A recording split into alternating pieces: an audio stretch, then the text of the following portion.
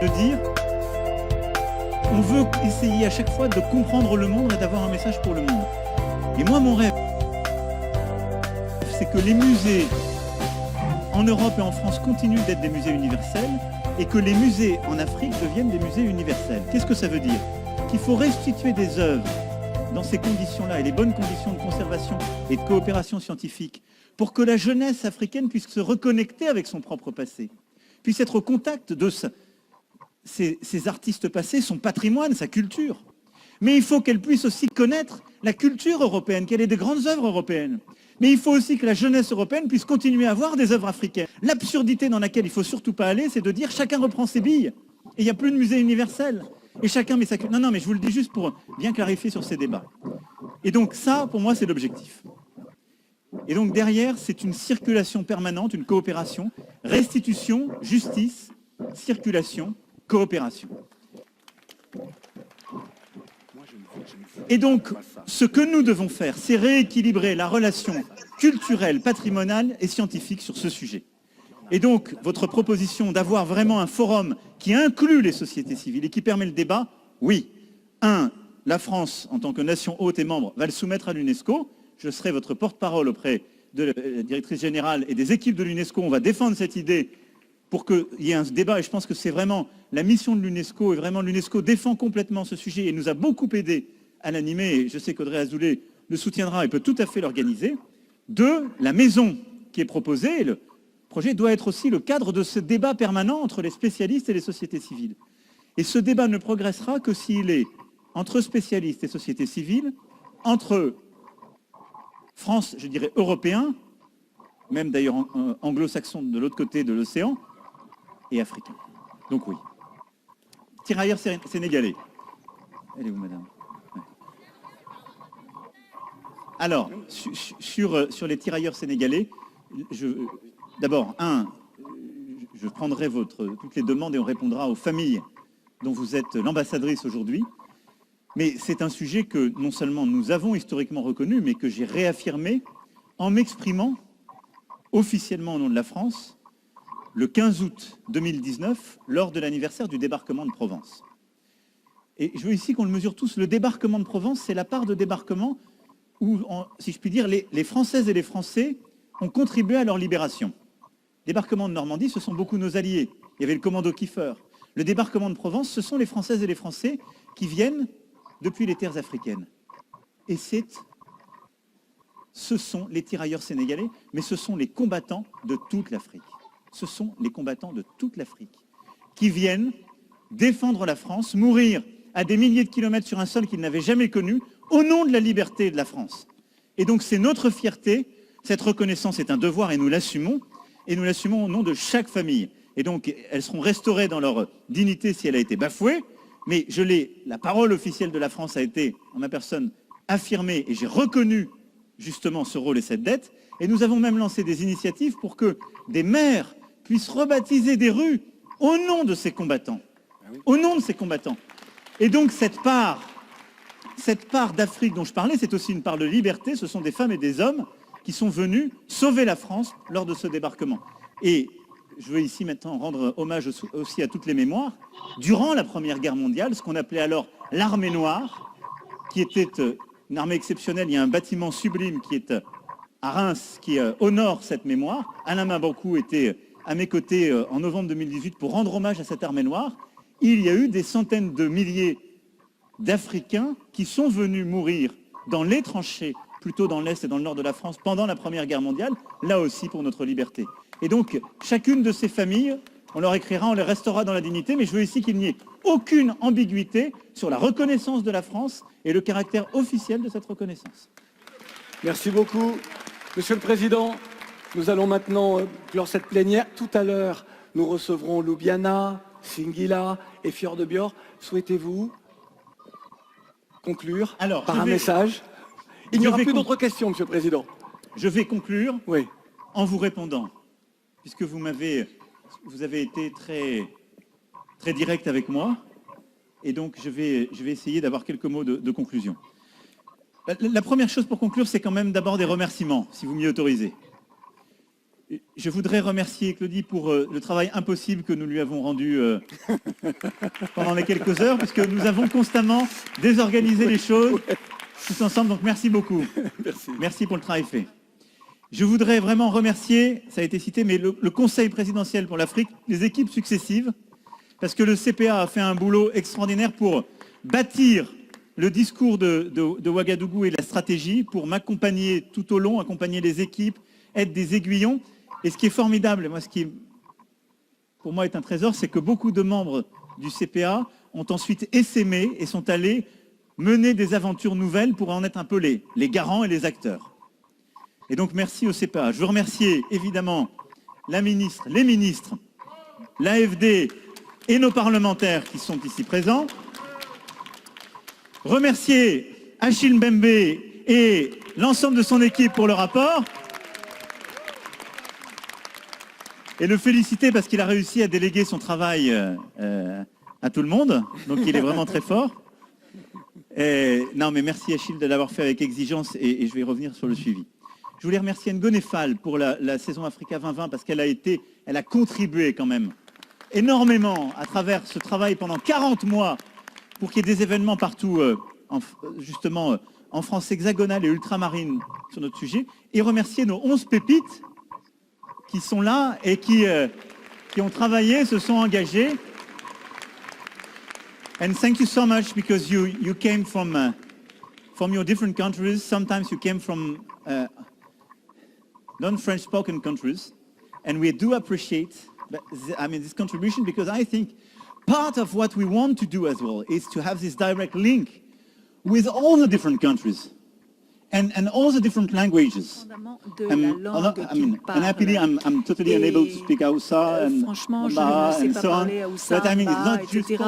Mais il n'y a pas juste le portugais, l'anglais, le français, l'espagnol. Non, il y a beaucoup de langues, d'autres langues dans ce continent et qui participent à ce dialogue permanent et à l'intégration permanente en Afrique.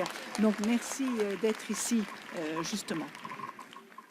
Et je voudrais vraiment remercier toutes celles et ceux qui ont contribué, les artistes, les entrepreneurs, les sportifs et les sportives, les collectivités locales, monsieur le maire à nouveau, madame la présidente du conseil régional et tous les acteurs locaux, parce qu'on a vu beaucoup d'associatifs qui ont fait des super trucs, hein, du street art au BMX, en passant par la musique, on l'a vu avant, on le verra après. Donc merci vraiment à vous toutes et tous, jeunesse africaine ou diaspora, qui ont permis que ce dialogue soit de nature différente.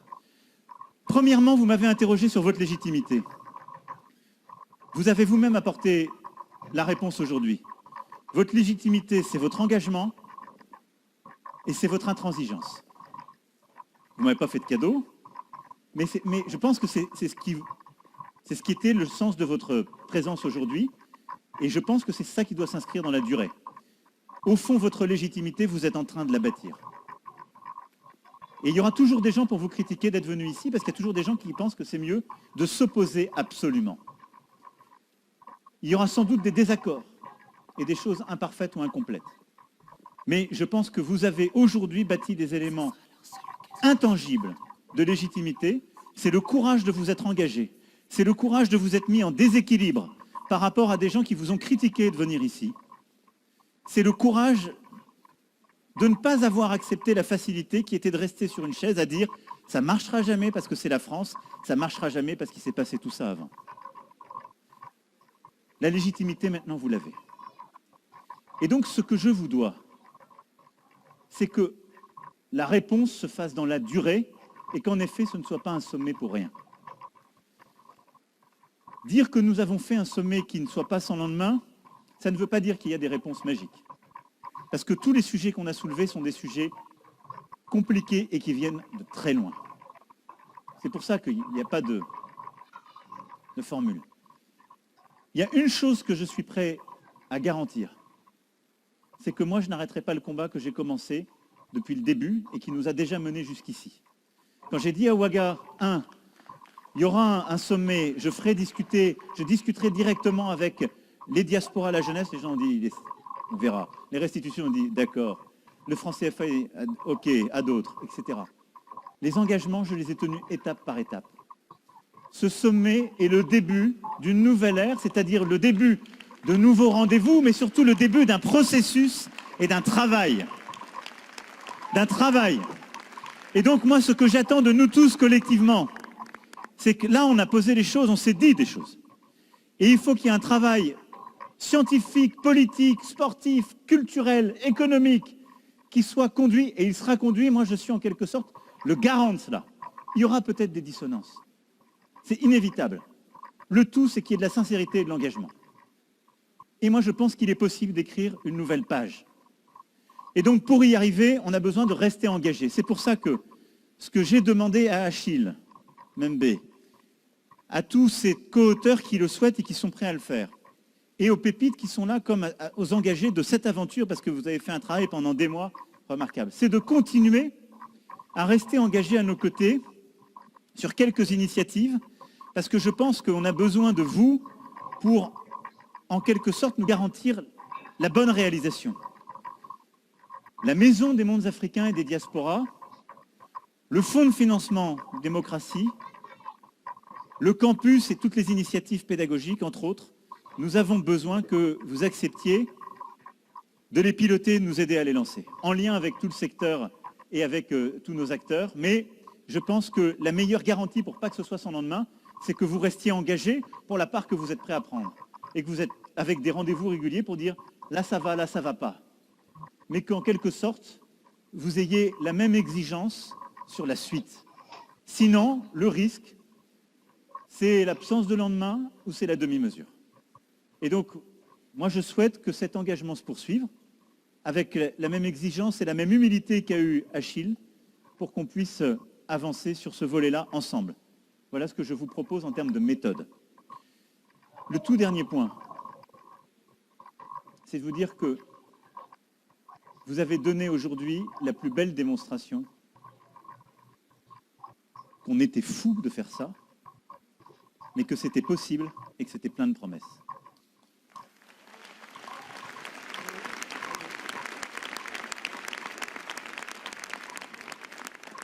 Et donc, ne lâchez rien, n'abandonnez rien de vos exigences, de vos intransigences, de vos colères, mais surtout de votre volonté de faire et de changer les choses. Parce que vous l'avez dit à plusieurs reprises, c'est vous qui changerez l'Afrique. La France ne changera pas l'Afrique. La France, elle peut regarder en face son passé,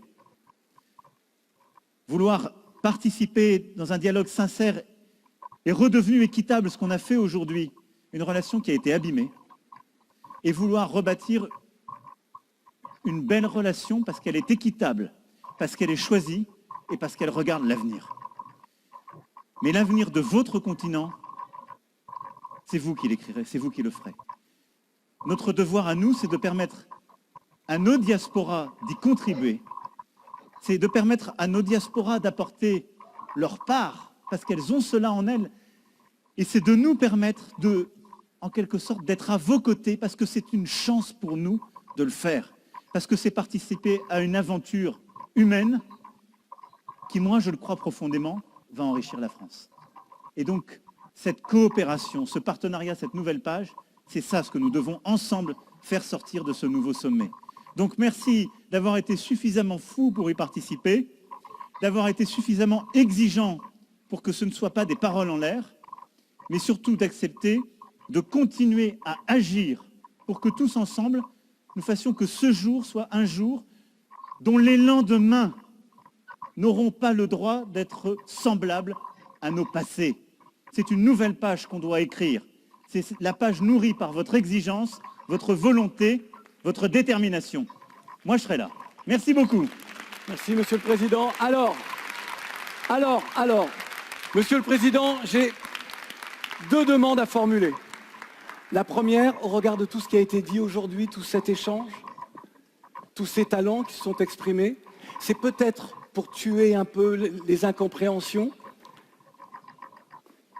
peut-être que vous soyez plus présents et que vous parliez aux médias qui sont très présents sur le continent africain, afin justement de tuer les incompréhensions, de changer les imaginaires de part et d'autre. Et puis ma deuxième demande, c'est que nous puissions faire une photo tous ensemble. Allez.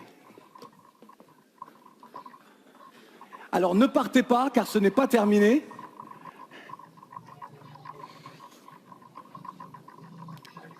On va laisser les photographes faire.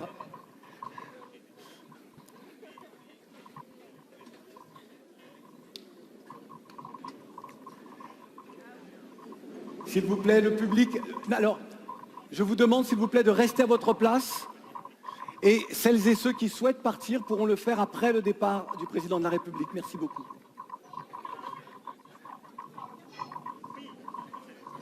Voilà.